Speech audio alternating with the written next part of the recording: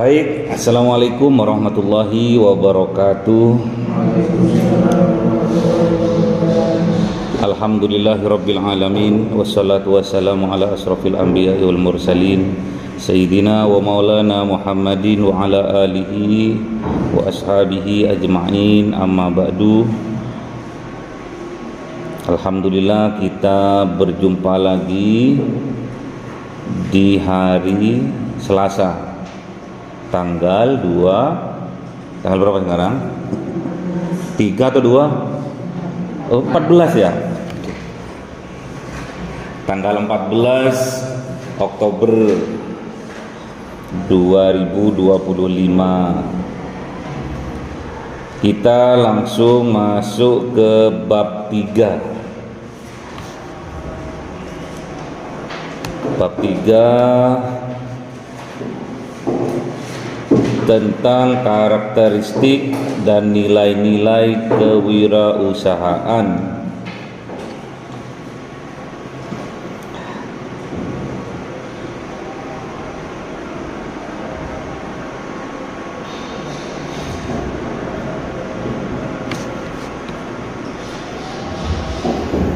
Biasanya dulu bisa ngerekam.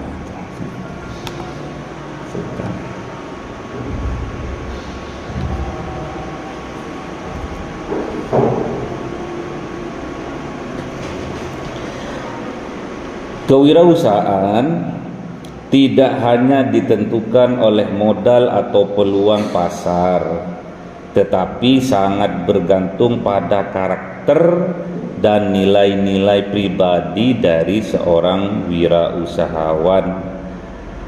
Seorang wirausahawan atau entrepreneur sejati bukan hanya pelaku bisnis saja, tetapi juga seorang inovator, seorang pemimpin dan pengambil keputusan yang berani menghadapi resiko.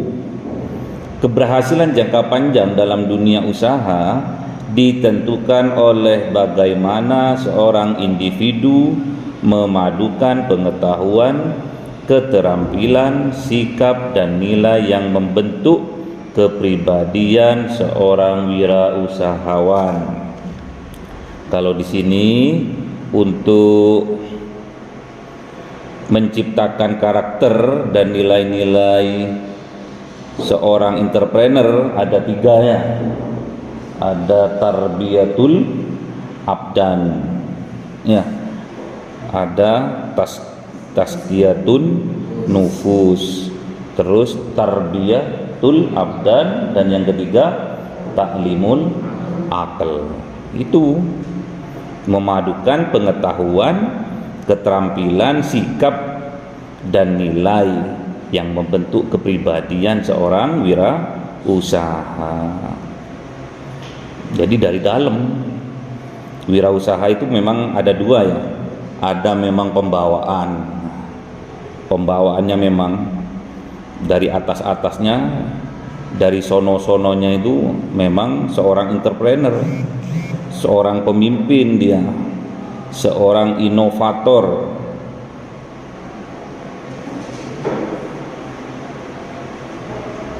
Terus berani dalam menghadapi resiko. Jadi harus berani nomor 1 ya. Yang penting berani dulu ya. Nanti tak kala ada soal, yang penting berani ya, berani jawab. Salah biasa, namanya belajar. Bener baru luar biasa ya.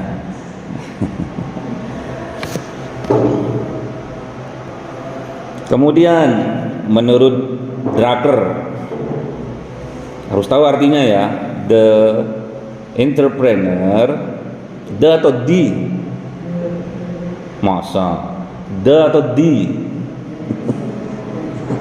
Siapa yang ngajari bahasa Inggris?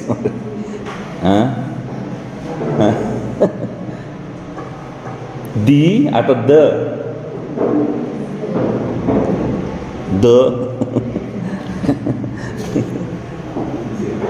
Ayo Mas, baca Mas, apa Mas? Gimana biar tahu ya. Kemarin saya yang ngajar ya bahasa Inggrisnya ya? Enggak, oh. Ayo Mas. baca mas. Gak kelihatan. Ayo mbaknya yang kelihatan. Kalau sana miring katanya, tulisannya nggak kelihatan. Ayo mbaknya dibaca. Ayo nggak apa-apa, namanya belajar. Yuk. Di atau di the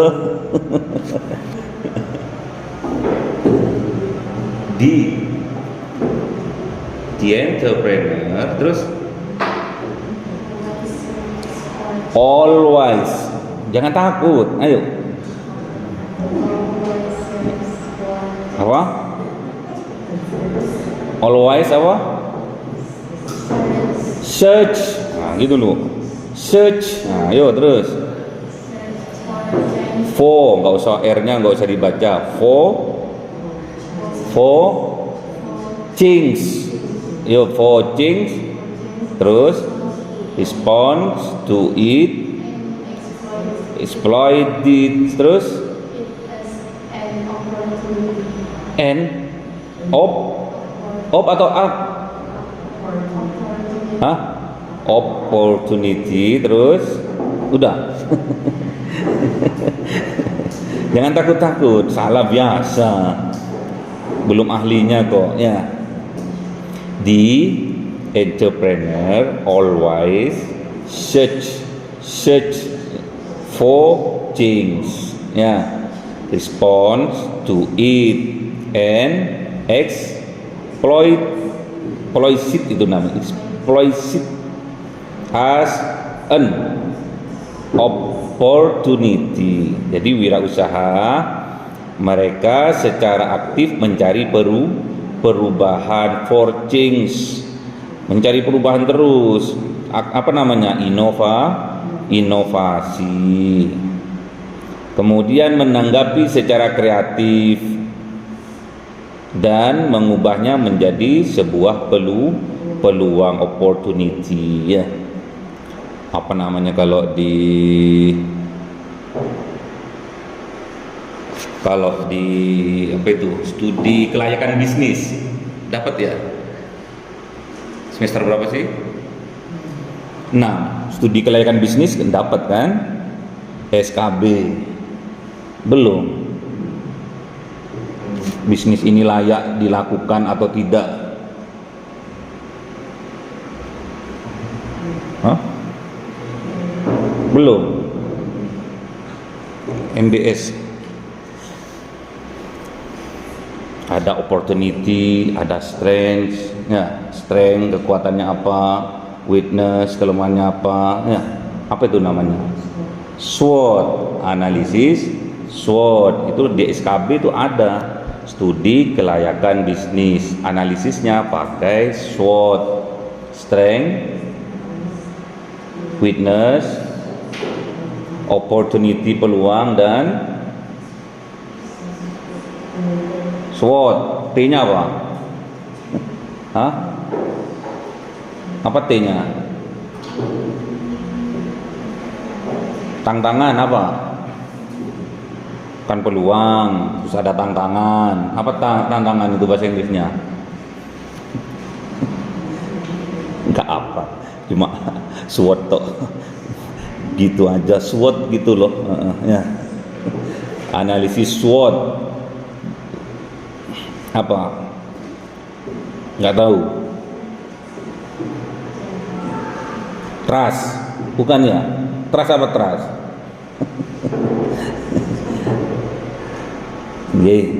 Cari lagi ya nanti ya, analisis SWOT. Ini udah ketahuan ada opportunity, peluang. Opportunity itu peluang, ya. Dalam konteks modern, kewirausahaan tidak hanya tentang menciptakan produk, tetapi juga tentang membangun nilai-nilai profesional dan etika bisnis. Dengan karakter yang kuat dan nilai moral yang benar, seorang wirausaha dapat menjadi agen perubahan sosial sekaligus kontributor utama dalam pembangunan ekonomi berkelanjutan. Jadi harus butuh karakter itu ya. Jadi seorang muslim khususnya itu nggak boleh mudah putus asa. Itu bukan ciri-cirinya seorang muslim. Sama, seorang muslim itu pengusaha, sebetulnya muslim itu pengusaha. Jadi nggak boleh karena bisnisnya lambat majunya terus putus asa, kafir. Iya toh? Yang mudah putus asa orang kafir atau orang Islam? Orang Islam. Yang mudah putus asa itu loh. Kata Al-Quran gimana? La tayasu mir rauhillah. Gimana? Wa innahu la yayasu mir rauhillah illal qaumul kafirun. Jangan berputus asa dari rahmatnya Allah, karena sesungguhnya yang mudah putus asa dari rahmat Allah itu hanyalah orang-orang yang kafir.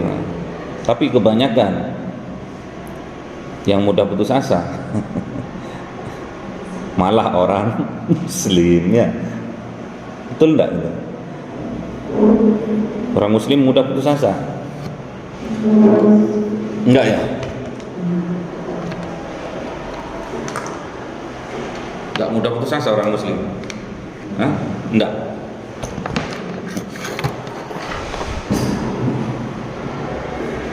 Lanjut. Jadi harus punya karakter ya kita. Karakter. Apa sih definisi karakter itu? Definisi karakter dan nilai kewirausahaan.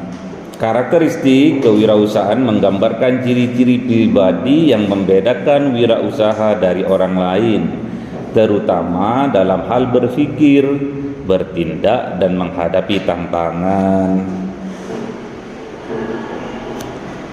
Menurut Hisrik, Peter dan Sipper 2017 menyebutkan bahwasanya wirausaha memiliki karakter inovatif. Apa sih inovatif itu?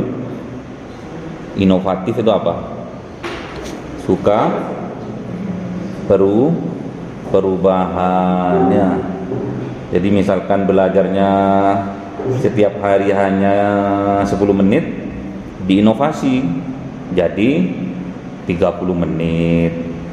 Kemarin ada ini ya, ada PR ya.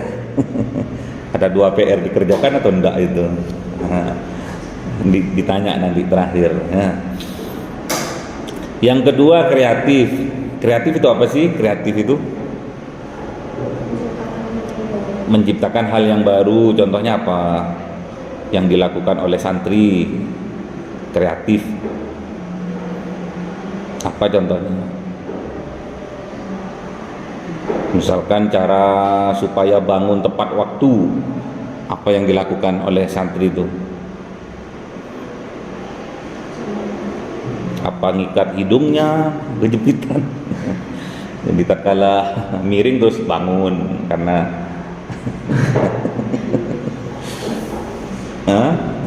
apa kreatifnya seorang santri?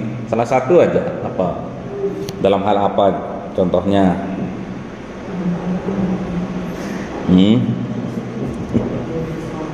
Kreatif.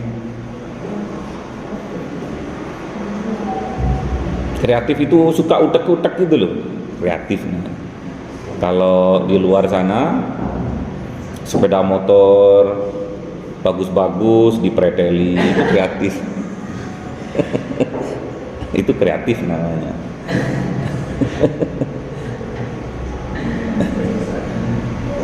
Iya. Kalau di luar sana dikasih kuping bagus terus dibolongin. Dikasih apa? Dikasih itu loh, yang lubang besar itu loh. Akhirnya dikasih ring gitu. Itu kreatif itu.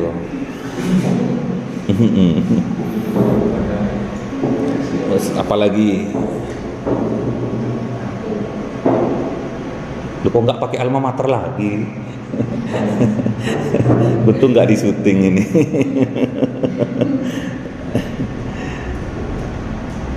Apalagi kreatif. Kalau di santri itu apa? Hmm? Hmm? Apa?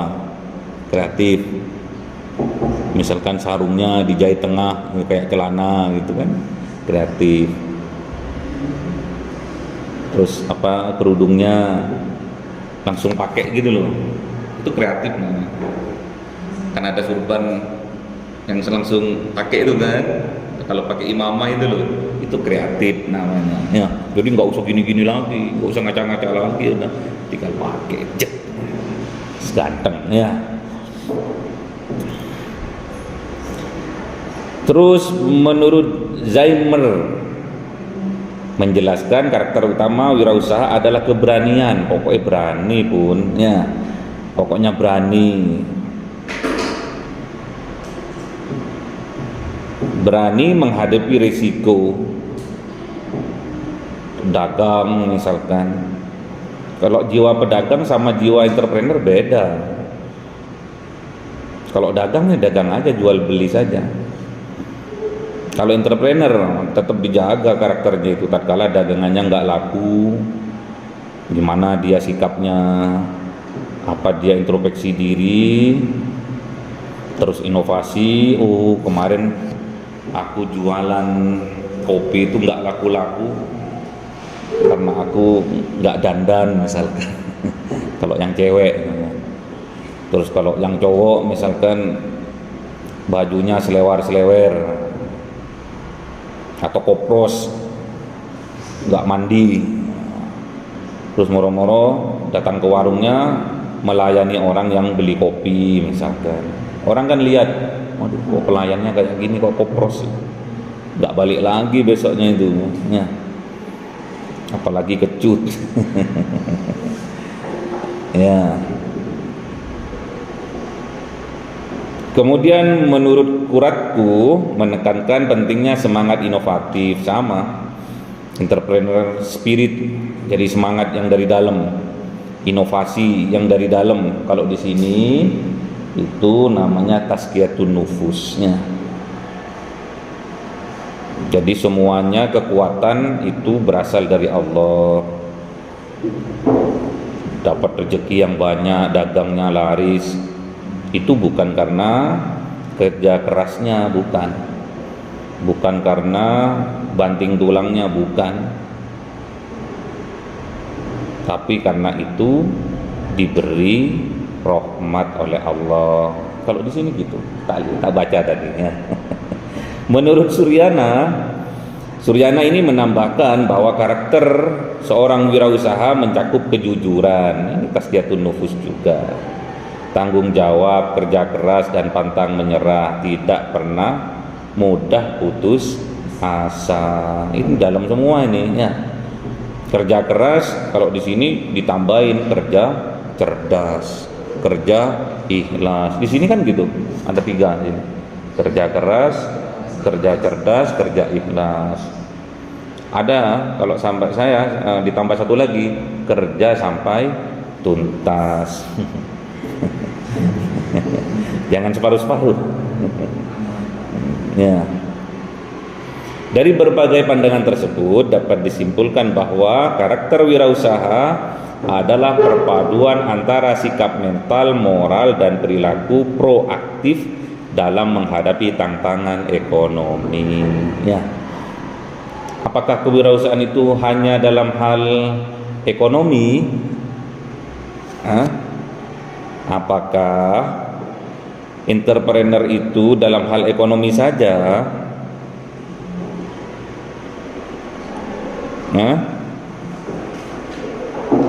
Yang dikatakan wirausaha itu loh, apakah dalam hal ekonomi saja? Jawabannya tidak.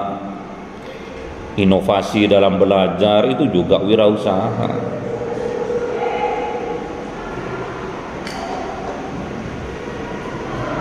Inovasi memperbaiki diri itu juga seorang wirausaha, entrepreneur, jiwa-jiwa entrepreneur.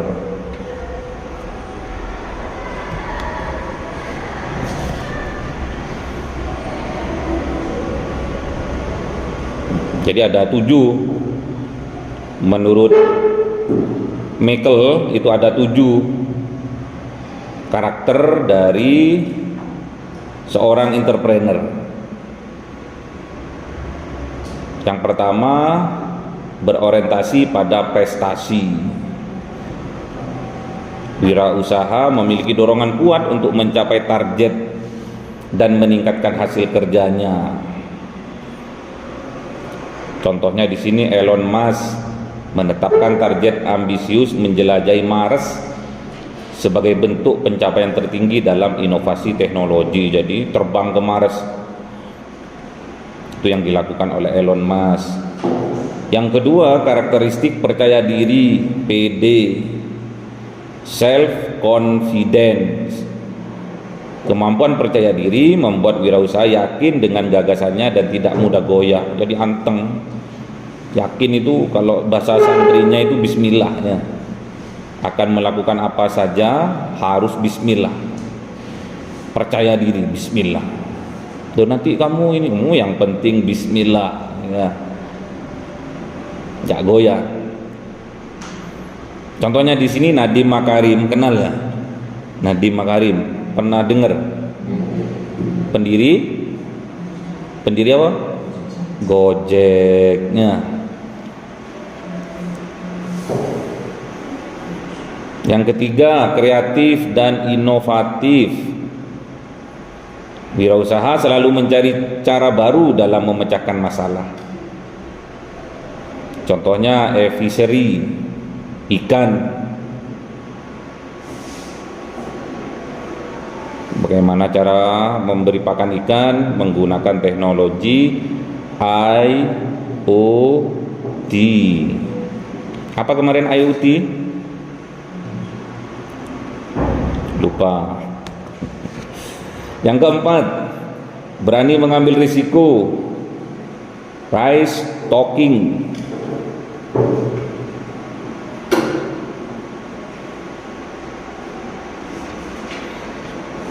Kesiapan menghadapi ketidakpastian merupakan esensi dari kewirausahaan. Contohnya pendiri Bukalapak menolak bekerja di perusahaan besar demi mengembangkan startup sendiri. Kecil-kecil tapi banyak. Yang kelima, disiplin dan konsisten. Wirausaha sukses menjaga komitmen dan ketekunan jangka panjang. Contohnya Warren menjalankan strategi investasi konservatif selama puluhan tahun dengan disiplin yang tinggi. Yang keenam, visioner. Wirausaha memiliki visi jangka panjang yang jelas dan terukur. Jeff Bezos membangun Amazon dengan visi customer obsession sejak awal berdirinya. Apa Amazon itu? Tempat apa Amazon itu? Alfamart? Wahana bermain. Main apa itu? Yang ketujuh, pantang menyerah. Kegagalan dianggap sebagai bagian dari proses belajar, bukan akhir perjalanan. Contohnya Jack Ma ditolak berkali-kali dalam karirnya sebelum sukses mendirikan Alibaba. Alibaba ini bergerak di bidang apa? Jack Ma itu orang mana sih? Orang Pacet. Orang mana? Jack Ma. Matanya sipit. Orang mana? Cari ya. Yang keempat, nilai-nilai kewirausahaan. Nilai-nilai kewirausahaan adalah prinsip moral dan etika yang menjadi dasar perilaku bisnis wirausaha. Nilai ini menjadi landasan dalam setiap pengambilan keputusan baik terhadap pelanggan, karyawan maupun masyarakat. Menurut Big Grave, nilai-nilai kewirausahaan merupakan integrasi antara moral, profesional, dan tanggung jawab sosial. Jadi sekarang banyak yang green-green. Apa? entrepreneur green entrepreneur, apa contohnya? Pokoknya ada green sekarang. Apa?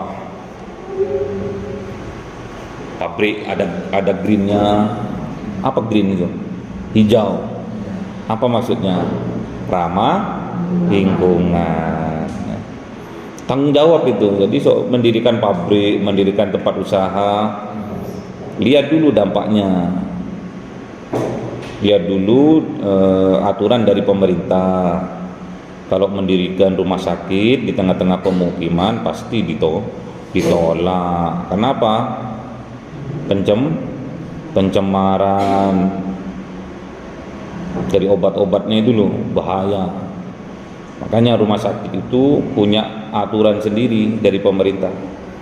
Nggak boleh pas ada di tengah-tengah pemukimannya, nggak boleh, harus jauh.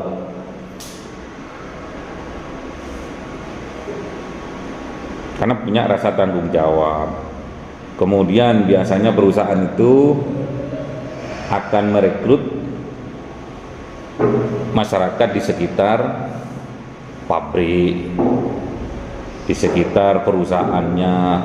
Itu bukti tanggung jawab. Di sini juga seperti itu ya. Tetangga di sini yang mau kuliah gratis ya, atau gratis semua?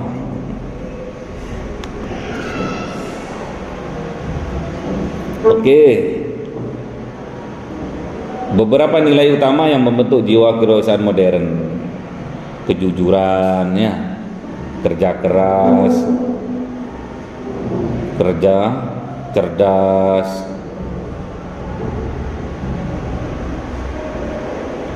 diganti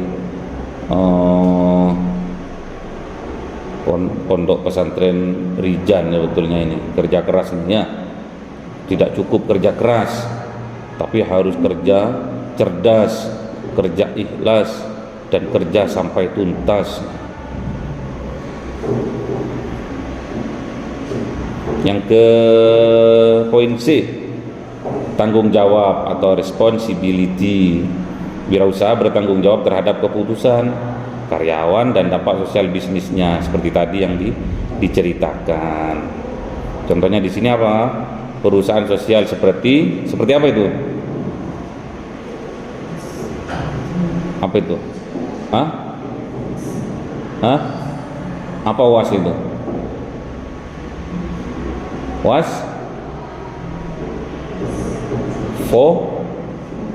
Jinx. Apa itu? Maksudnya apa tuh? WAS itu apa? Itu loh. Nah, ada di situ.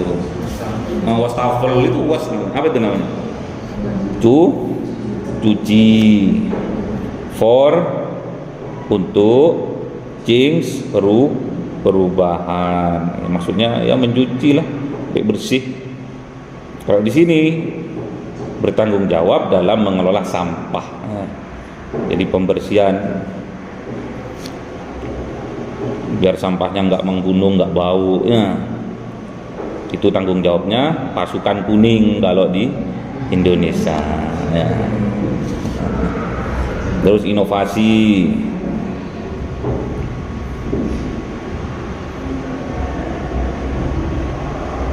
nilai utama yang membedakan wirausaha dari pedagang. Ini bedanya seorang wirausaha dan pedagang itu ada di inovasinya. Contoh di sini Grab ya, menggabungkan antara transportasi, pembayaran, dan logistik dalam satu ekosistem ya. Grab dulu kalau sepeda motor namanya ojek ya. Kalau mobil namanya taksi dulu ya. Betul enggak? Pernah naik taksi? Naiknya gratis, turunnya bayar.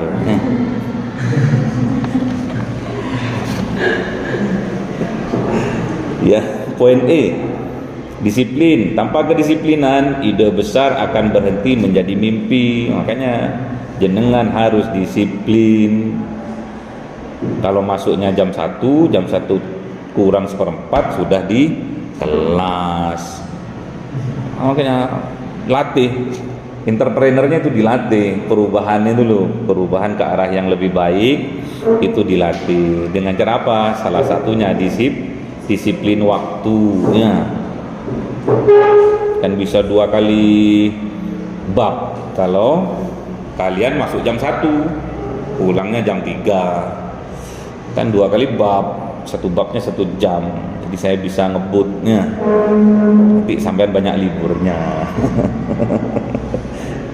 Karena setiap Selasa kedua dan keempat itu ada apa? Kuliah umum. Nah, makanya saya itu pinginnya 1 kali pertemuan 2 bab ya. Tapi kalau masuknya jam 2 lebih saya sampai ngantuk-ngantuk tadi itu nunggu. Saya ngopi di sebelah ini, kelihatan dari sini. Jam berapa tadi? Sebelum adzan kok. Jam setengah 12 di situ. Terus kebanyakan santri-santri kusnya udah ngimami gitu, udah dikir-dikir istighosah gitu. Santri-santri itu cangkruan di mana tuh? Tempat jemuran itu loh. Nakal ini. Tak kasih tahu kusnya. Gus Zen mungkin tadi ya. Gus Zen apal suaranya. Santrinya guyon-guyon di atas. Tak foto, tak kasihkan Ustaz Taufik tadi. Disiplin ya. Jadi kalau bisa Selasa depan udah ada ini ya. Jam berapa itu kuliah umumnya itu? Hah? Setengah 2. Molor sampai asar.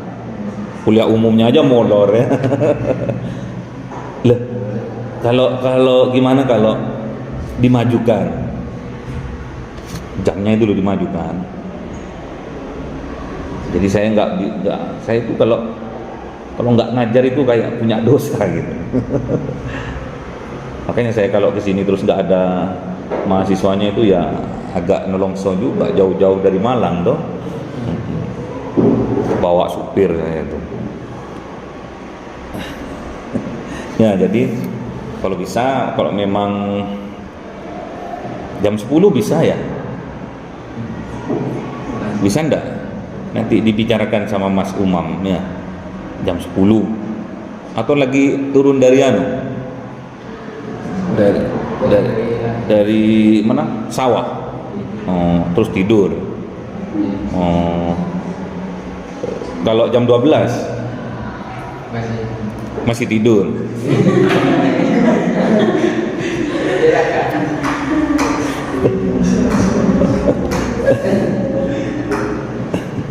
Saya maunya ngajar gitu loh sampai jam 1 misalkan, jadi nggak punya utang. Dan kalian juga selesai ini semua bab ini, masa dari 12 bab nanti yang disampaikan cuma 6 bab. Siapa yang ngajar dulu entrepreneurnya? Pak Budi. Poin F, kemandirian, independen ya. Wirausaha sejati tidak bergantung pada bantuan eksternal, bantuan dari pemerintah nggak butuh. Ya. Ia mencari solusi melalui kreativitas dan kerja timnya. Contohnya UMKM, ya, yang ada di sini juga. Tapi di sini sampai nembus ekspor. Di sini udah nembus belum? Masih nasionalnya? Atau masih kota? Atau masih desa, kecamatan Pacet tok, belum ke kota Mojokerto. Oke. Terakhir, pengaruh karakter dan nilai terhadap keberhasilan usaha. Penelitian Lamkin dan Des menunjukkan bahwa karakter kewirausahaan seperti proaktif, inovatif, dan keberanian mengambil risiko memiliki korelasi positif terhadap pertumbuhan usaha. Jadi kalian harus proaktif di dalam kelas, dalam pelajaran juga harus proaktif. Jangan diem, gak nanya. Janjinya kemarin harus nanya ya. Terus inovatif, harus berubah ya. Dari kebiasaan yang tidak disiplin akhirnya berubah menjadi disiplin ya. Jadi besok kalau masih belum punya jadwal tetap, jadi pertemuannya 2 minggu lagi, harus jam 1 kurang 10 sudah masuk ya. Selain itu, nilai integritas dan tanggung jawab sosial memperkuat reputasi dan loyalitas pelanggan. Jadi kalau usaha yang kita rintis itu dilihat oleh dari masyarakat itu banyak manfaatnya, membantu. Contohnya apa ya? Beras, misalkan jualan beras di tempat yang kekurangan beras, jualan air itu loh, isi ulang itu loh. Kan kalau di daerah mana itu yang kekurangan air itu? Hah? Ada di sini kekurangan air. Daerah Lamongan itu kalau musim kemarau, truk-truk tangki dari mana nih? Tretes ini loh, ke sana support. Satu tangkinya itu kurang lebih 500 apa 1 juta gitu. Lumayan itu, cuma ganti solar sama supir. Nah, misalkan ada fenomena seperti itu. Ada sebuah daerah yang kalau kemarau mereka itu sumber airnya habis gitu, apa yang kalian ini pikirkan? Terus ada yang Lamongan? Gak ada. Ke Lamongan kok moro-moro mau mandi, aduh maaf, airnya nggak ada, sumurnya kering. Di sini mandinya 1 minggu sekali, misalkan pas hari Jumat toh. Apa yang kalian pikirkan? Yang kalian pikirkan apa? Enak beli truk ini ya. Truk apa itu? Truk tangki ya. Terus jualan air ke sini ya. Sudah punya orang dalam ya. Tinggal bilang sama temennya situ, sini kepala desanya siapa sih? Oh, Pak Paat tuh sana rumahnya. Sana sudah ya. Ini Pak, misalkan ini mendatangkan air 1 tangkinya berapa? Oh, di sini 1.500.000. Oh, gimana kalau saya yang support 1 juta aja nih? Wah. Seneng Pak Lurah, Pak Kepala Desanya ya. Udah punya peluang kalian tiap hari dapat uang 1 juta. Nyewa truknya berapa? 250. Beli airnya di sana itu cuma 100 atau 50.000. Di sini ada kok. Mana ini? Mau ke air panas itu loh. Ada kok. Grojok dari ya. Ngisi mana ya mbaknya ya, dekatnya situ kan, dekatnya pajak mana itu pemandian yang longsor dulu itu loh, ada di bawahnya itu tangki, terus ada ini pengisian, ngambil dari situ bawa ke Lamongan sana. Solarnya 200, supirnya 200, berapa sudah sewanya? 450. Itu 1 hari loh, sewa 1 hari itu 250 itu sehari 24 jam. Anggaplah balik ke sana 4 kali gitu. Balik ke sana 4 kali, 250 bagi 4 berapa? Kalau bagi 2 berapa? 125. Kalau 125 bagi 2 lagi 65 lah gitu ya. Jadi 1 kali angkut, biaya angkutnya itu, biaya sewanya itu 65. Beli airnya anggaplah 100. Lalu 165. bayar supirnya ke sana itu 150 lah, anggaplah udah 300. Terus apanya lagi tadi, solarnya 200, anggaplah 500. Kalian sudah punya uang 500.000 bersih udah itu.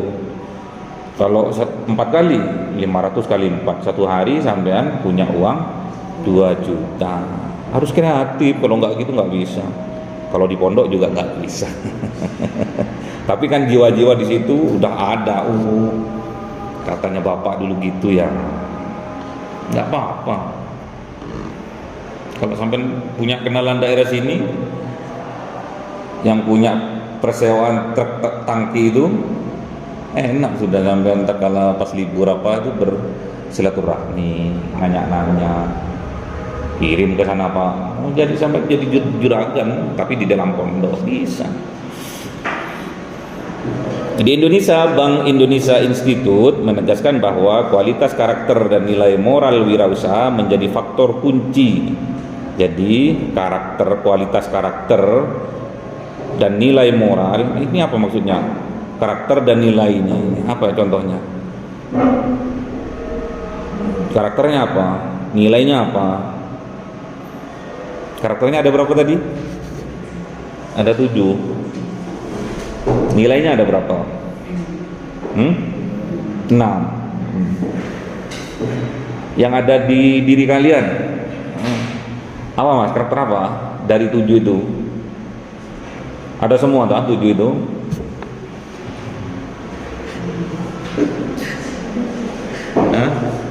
nggak dicatat ya? Dicatat. Karakternya ada berapa? 7. Dari 7 itu ada di sampean enggak 7-7-nya itu? Ya?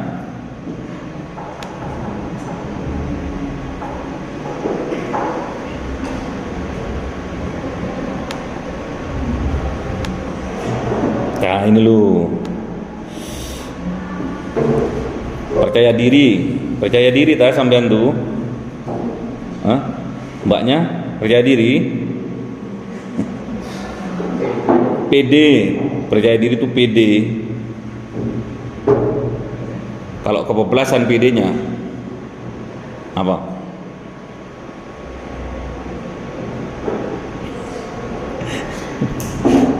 PD, kalau PD-nya kebablasan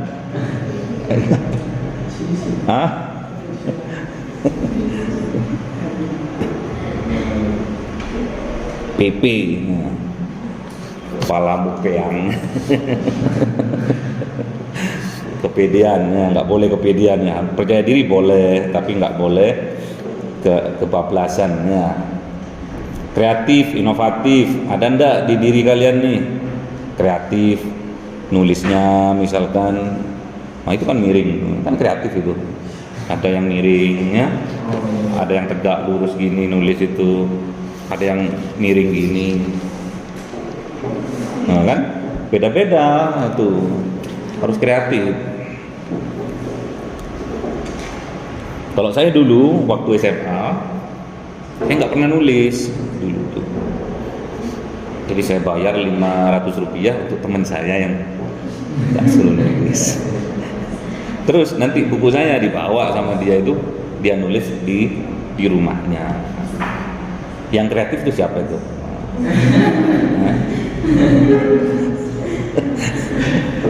Iya, sampai sekarang akrab sama saya. Dia pemain sepak bola Persekap, namanya Muhammad, tapi sama saya dijuluki Mat Jedol karena suka memasukkan bola itu loh. Jadi sama saya Mat Jedol.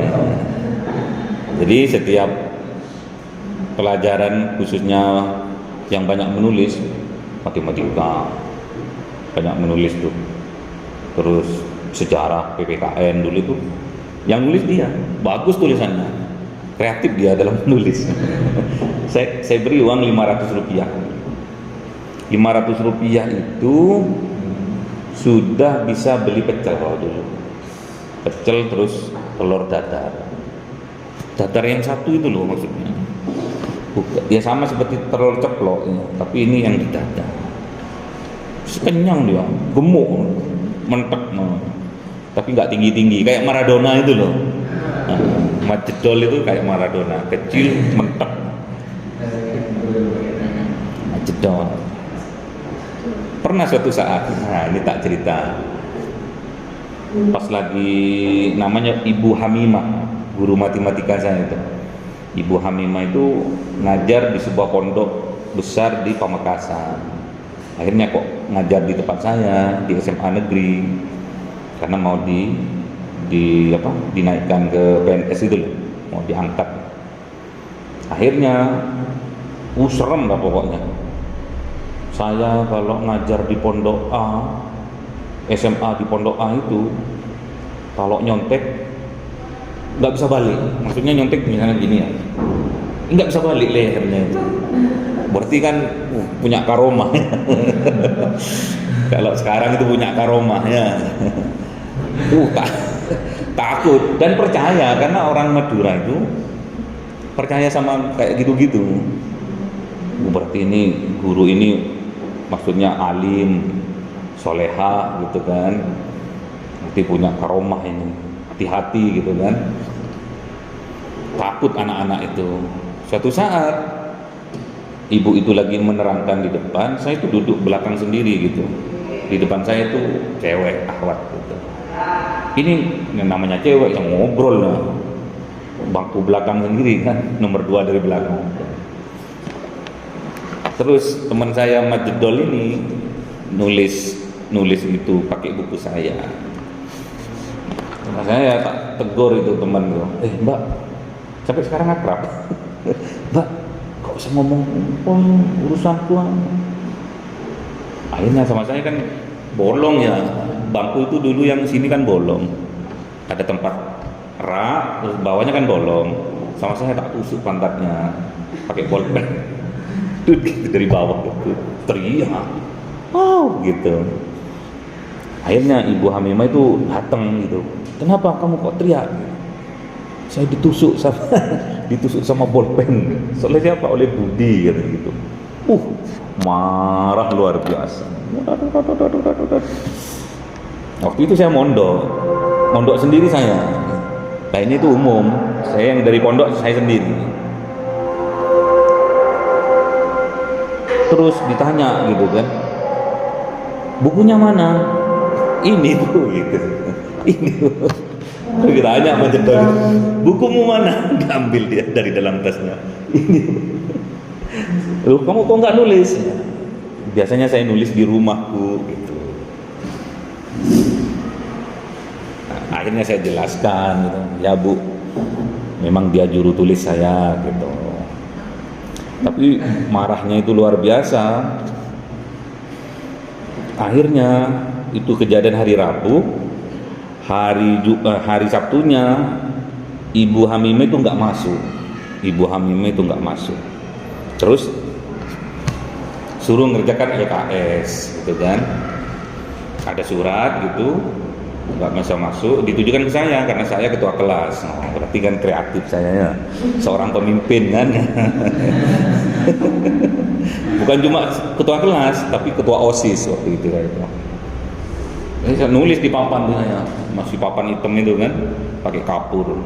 Kerjakan dari halaman sekian ke sekian, ini kumpulkan. Kayaknya LKS-nya dikumpulkan, saya bawa pulang ke rumah, ke pondok itu. Tak bawa pulang. Satu Senin, kok saya lupa nggak dibawa itu LKS itu, ketinggalan. Dipanggil saya pas waktu itu, Ibu Hamim itu ngajar di kelas 2 gitu. Jadi kelas 1 ada taman, kelas 2 ada taman, kelas 3. Saya pas keluar gitu terus dipanggil dari kelas 2. Budi kesini gitu. Aduh, LKS-nya lupa nih, saya bilang gitu. Saya ngerepek di pondok itu, ngerepek saya itu. Ambil LKS-nya orang anak-anak yang pintar itu. Saya ngerepek, selesai sudah intinya. Tapi lupa nggak dibawa. Akhirnya dipanggil saya itu. Saya mau nanya jujur ya.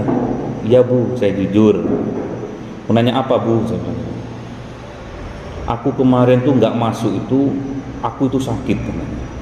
Oh iya Bu, aku nanya ya sama kamu tadi malam sholat tahajud gitu. Nggak pernah Bu, saya Bu sholat tahajud. sholat 5 waktu, kadang saya itu bolong-bolong, saya bilang gitu. Ini nggak serius ini, marah dia tuh.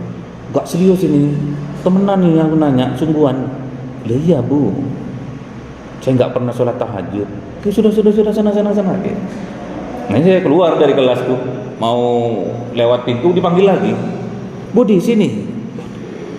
Kenapa nih guru nih? Balik saya lagi. Iya Bu. Jadi antara murid sama guru itu kan ada keramik yang tinggi ya. Saya di bawah. Jadi di bawah nih. Jadi kepala saya tuh di sini. Mbak dalam.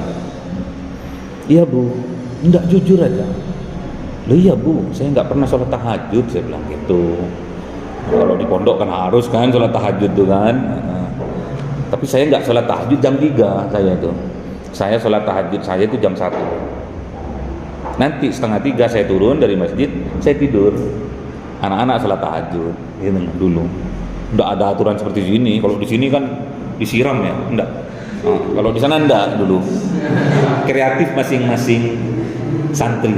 Jadi saya itu jam 1 udah sholat tahajud, sudah zikir. Zikir saya itu dulu ayat kursi 313. Terus jam 2:30 saya tidur, anak-anak bangun. Jadi kesannya itu saya itu nggak pernah sholat tahajud. Saya sampaikan saya nggak pernah sholat tahajud gitu kan. Aku mau cerita nih. Iya Bu, saya dengarkan gitu kan. Anak kelas 2 itu lagi ngerjakan tugas gitu. Cerita dia, aku tuh hari Kamis itu aku panas dibawa ke dokter, apa mantri lah kalau di desa itu ke mantri. Terus dikasih obat. Terus biasanya aku itu beli bakso terus dikasih sambal yang banyak, keringetan, minum mie sagrib, sembuh. Nggak sembuh gitu. Terus hari Sabtunya aku beli rujak Madura. Nanti minggu depan ini awal bulan 11 saya buka warung rujak Madura di Malang tapi ya. Nanti Grab aja ya pesannya pakai Shopee. Terus saya bawakan nanti ya. Tak bawakan nanti hari Selasa 2 minggu lagi. Itu saya makan rujak yang pedas juga, minum mie sakit, nggak sembuh-sembuh. Biasanya keringetan, habis itu selimutan, biasanya aku sembuh, itu nggak sembuh-sembuh. Kok dilalah tadi malam Senin, Minggu malam Senin, pas lagi dia demam tinggi itu, terus ada suara gini, dengarkan ini, penting ini. Bu, bangun Bu, sholat tahajud. Suaranya gitu katanya. Terus aku bangun, aku keringetan katanya gitu kan. Aku keringetan. Dan aku yakin itu suara kamu. Nah, itu loh. Aku yakin itu suara kamu katanya gitu. Masa Bu? Iya. Berarti saya itu ada hubungan batin mungkin ya. Ya Allah, ibu guruku lagi sakit ya Allah gitu kan. Tapi kan nggak usah omon-omon ke orang gitu, doakan aja ya. Ternyata betulan doa itu nyambung ternyata ya. Makanya emosi spiritual itu nyambung ternyata. Dan benar ibu itu. Memang saya mengucapkan seperti itu tapi dari pondok gitu. Bangun Bu, sholat tahajud gitu. Kok nyampe ke Pamekasan itu jaraknya itu kurang lebih 20 kilo. Dari pondok ke Pamekasan itu jaraknya 20 kilo. Wah, itu saya itu ngerjakan tugas, nggak ngerjakan tugas, rapor saya itu dapat 10. Dapat 10. Suatu saat saya keterima di IKIP Malang. Memang saya mau jadi guru matematika memang dulu awalnya. Ternyata karena ekonomi dari orang tua itu nggak begitu ini ya. karena waktu itu kakak saya itu masih kuliah di Unisma di Malang, jadi kalau untuk memuliakan dua anak mungkin nggak sanggup bapak itu. Akhirnya saya itu nganggur, padahal sudah diterima saya itu di IKIP, padahal butuh cuma tiap bulan itu biaya 350.000 rupiah tiap bulan itu, buat kos-kosan 50, buat beli buku, pokoknya gitulah. Pokoknya saya range gitu kurang lebih 350.000, tapi bapak nggak punya uang. Saya nganggur suatu saat karena telekomunikasi itu dulu hanya wartel ya, wartel atau wartel atau wartel ya, warung telepon ya. Saya habis nelpon, aku mau ke Malang nih, ke teman, nelpon ke kos-kosannya tuh, ya kesini aja, nanti kamu akan tahu kayak apa kuliah itu. Persepsi saya kuliah itu seperti anak SMA, masuk jam 7 pulang jam 2 gitu dulu. Ternyata beda kalau anak kuliah itu masuknya cuma 1,5 jam, habis itu pulang lagi ke kosan, masuk lagi jam berapa, pulang lagi, kok enak. Akhirnya habis saya nelponnya itu di pasar di tempat saya itu. Saya duduk gitu di depan terasnya wartel itu. Kok ada ibu-ibu bawa tas gitu kan, nunduk gitu, jalannya itu agak membungkuk gitu, nunduk gitu. Nyampe depan saya langsung bilang gini, assalamualaikum gitu kan. Waalaikumsalam, siapa ya? Loh, ternyata ibu guru saya itu, Ibu Hamimah itu ternyata katanya saya itu mempunyai ilmu apa. Jadi rame, satu sekolah itu rame gitu loh. Jadi ilmunya Ibu Hamimah itu kalah dengan ilmu saya katanya gitu. Seperti saya ini lebih karomah.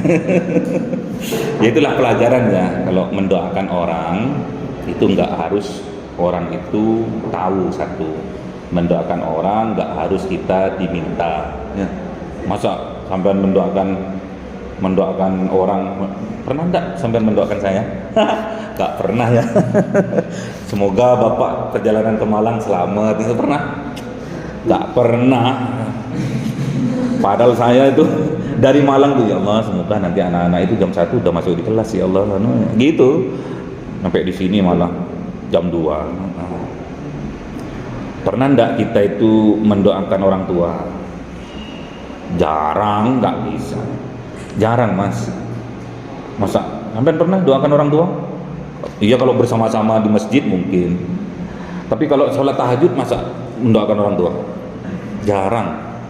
Ya saya pribadi loh. Saya pribadi jarang. Dulu sebelum saya sukses jarang. Makanya saya tuh setiap 5 waktu itu kalau pas lagi saya ngimami itu pasti saya khususkan kepada orang tua masing-masing itu. Susun kepada orang tua kita gitu, bapak dan ibu kita. Coba sekali-sekali kalau pas ada kesempatan lihat YouTube Amam Indonesia, nanti ada pengajian saya di situ. Pasti setiap mau ngaji itu pasti udah tawasul dulu, terakhir kepada bapak dan ibu, pasti sudah. Makanya saya bahasa Indonesia kan nggak pakai bahasa Arab kalau khusus bapak dan ibu, karena orang tua itu kadang ada yang ngerti ada yang enggak bahasa Arab itu. Jadi tak kala melihat video saya gitu, waduh khususan kepada orang tua, gitu. Seneng orang tuanya itu. Makanya tetangganya itu dimasukkan ke pondok saya itu. Karena didoakan tiap 5 waktu, apalagi di tahajudnya ya. Di tahajudnya wajib itu ada ijazah. Kalau pingin sukses harus tawasul sama orang tua gitu ya. Ini cerita. Makanya harus kalau kalian ingin sukses, apalagi ingin mengembangkan jiwa-jiwa entrepreneur yang ada di dalam, jiwa itu di dalam ya. Ini jiwa entrepreneur yang kita pelajari ini dari dalamnya, dari karakternya, dari nilai-nilai yang ada di dalam kita. Sudah ada kita ini, sudah diwarisi sama Allah itu sudah diwarisi. Jiwa-jiwa apapun sudah diwarisi. Jiwa pengkhianat pun sudah ada di dalam jiwa itu. Jiwa-jiwa mudah putus asa ada. Makanya kadang kita putus asa, kadang bangkit lagi, putus asa lagi, kecewa lagi, biasa. Karena sudah dititipi semua jiwa-jiwa, ya. Paham ya? Jadi doakan orang tuanya, ya. Gak usah diminta, doakan teman-temannya yang gak masuk sekarang, besok Selasa depan supaya bisa masuk, ya. Doakan saya perjalanan malam Mojokerto selamat, gitu loh. Doakan gitu, biar ada chemistry-nya, kita itu biar ada ikatannya, ikatan batin namanya. Saya percayanya waktu sama guru saya itu, kok bisa tembus ya, maksudnya, Bu, bangun Bu, sholat tahajud, langsung sembuh ya. Saya kan juga heran, ada ciri-ciri wali nih saya ini. Gitu ya. Wali murid maksudnya. Oke. Karakter dan nilai-nilai kewirausahaan merupakan pondasi keberhasilan jangka panjang. Wirausaha bukan hanya tentang kemampuan teknis atau strategi berbisnis, tetapi juga tentang sikap mental. Sekali lagi mental, sekali lagi moral, sekali lagi komitmen, itu semuanya dari dalam. Inovasi pun dari dalam, tanggung jawab pun juga dari dalam. Ini yang identik dengan innama bu'istu liutammima makarimal akhlak. Disempurnakan semua sama Kanjeng Nabi. Terus seperti berorientasi pada prestasi, percaya diri, inovatif, berani mengambil risiko dan pantang menyerah, serta didukung nilai integritas, disiplin. Makanya sekali lagi disiplin, terutama disiplin waktu dan tanggung jawab. Kalau lambat gimana, ya. Seseorang dapat berkembang menjadi entrepreneur yang tangguh dan berkelanjutan, ya. Oke. Tes pilihan janda. Ganda, bukan janda, Mas. Menurut Mikkelen, ciri utama wirausaha adalah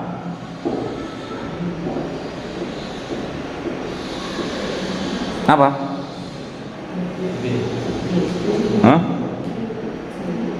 C, B ada tak? Di nomor berapa? 1. B. Nomor 2, nilai utama dalam kewirausahaan yang menjadi dasar kepercayaan pelanggan adalah C.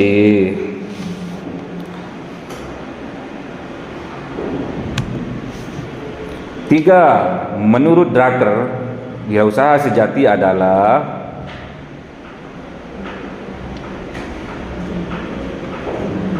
ayo cowoknya A, pekerja keras. C, pencipta perubahan dan pemanfaatan peluang. Nomor 4 terakhir, faktor yang paling berpengaruh terhadap ketahanan wirausaha dalam krisis adalah B, karakter dan nilai moral. PR, tulis PR-nya. 1. Jelaskan bagaimana karakteristik utama wirausaha seperti inovatif, percaya diri, berorientasi prestasi dan berani mengambil risiko, berperan dalam membentuk keberhasilan jangka panjang sebuah bisnis. Berikan contoh nyata dari wirausaha Indonesia yang mencerminkan keempat karakter tersebut. Sudah tadi ya. Nomor 2, nilai-nilai kewirausahaan seperti integritas, tanggung jawab, disiplin, dan kerja keras sering dianggap lebih penting daripada sekedar modal finansial. Jelaskan pendapat Anda tentang hal ini dan analisislah bagaimana nilai-nilai tersebut dapat membangun kepercayaan pelanggan serta keberlanjutan usaha.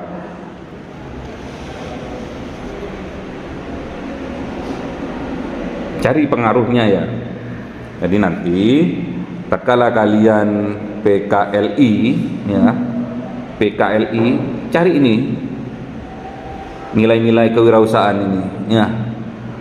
Nilai-nilai kewirausahaan yang ada di siapa, misalkan siapa di sini seorang pengusaha di sini yang kaya raya di Pacet ada. Itu loh banyak kafe-kafe itu loh. Itu kan seorang entrepreneur. Tanya nanti. Nanti nilai-nilainya ketahuan di bawa kunci ini yang nembus ke aula, nembus aula di tamu muncul. Monggo. Kalian luar biasa. Biasa di luar. Amin, amin. Pakai alif ya, bukan ain ya.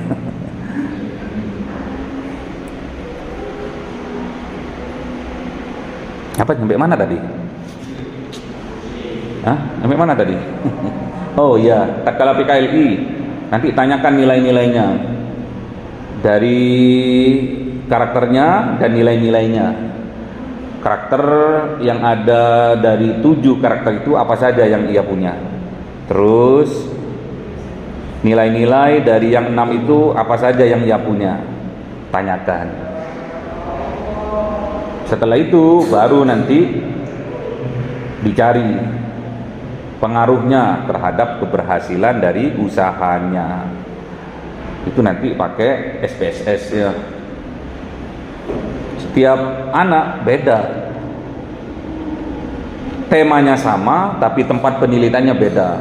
Itu bagus itu. Jangan meneliti hanya di Rijan saja ya, tapi di luar Rijan. Nanti saya akan memberikan surat pengantar dari sini.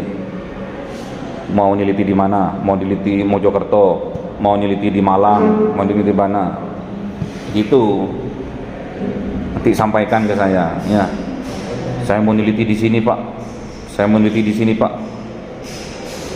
Saya langsung rekomendasi. Biar tidak seperti kata dalam tempurung. Rijan tok yang diteliti. Oh, Pak. Nggak ada saingannya Rijan nantinya. Nah, akhirnya nggak apa-apa UKM cari karakternya seperti apa, kemudian nilai-nilainya yang ia pegang seperti apa, kemudian nanti cari pengaruhnya nilai-nilai itu, karakter itu dalam kesuksesan wirausahanya. Setelah itu, setelah PKLI nanti dikembangkan menjadi skripsi sudah jadi. Jangan ngerjakan skripsi nanti semester 7, jangan. Sekarang diperdalam. Kalau kalian mau meneliti tentang nilai-nilai kewirausahaan, nilai-nilainya saja. Nilai-nilainya tadi ada berapa? Ada 6. Mau meneliti tentang karakternya saja boleh. Ada berapa tadi? Ada 7. Jadi 7 nilai-nilai mempengaruhi terhadap keberhasilan seorang wirausahawan. Bagus itu. Jangan yang jangan yang kualitatif. Kualitatif apa, ngambiar semua. Ngambiar ngarang-ngarang semua. Saya nguji itu nelongso kalau lulusan Rijan ngarang-ngarang. Wawancara cuma 1 kali. Mana ada wawancara cuma 1 kali itu? Bagaimana Anda meningkatkan penjualannya? Oh, saya meningkatkan penjualan itu begini, selesai. Loh, kok wawancaranya kok enak ya, 1 kali datang selesai. Enggak seperti itu. Makanya harus ada inovatif, jangan meniru kakak-kakak tingkatnya ya. Harus bisa lebih baik lagi dari kakak tingkatnya. Itu juga akan meningkatkan kredibilitas dari STIS Riyadul Jannah. Paham ya? Oke, ada pertanyaan?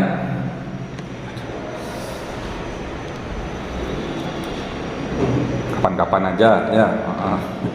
PR-nya 2 ya, berarti 4 sama yang kemarin. Kemarin 2, sekarang 2. PR-nya 4. Nah, nanti minggu depan mungkin udah UTS. kerjakan setelah ini, jadi jangan ditunda lagi. Setelah ini kerjakan, jadi nggak punya beban sampean sudah ya. Kerjakan semampunya, nggak boleh memaksakan diri. Oke? Nggak ada pertanyaan, kita tutup dengan doa kafaratul majlis. Subhanakallahumma wa bihamdika asyhadu an la ilaha illa anta astaghfiruka wa atubu ilaik. Assalamualaikum warahmatullahi wabarakatuh.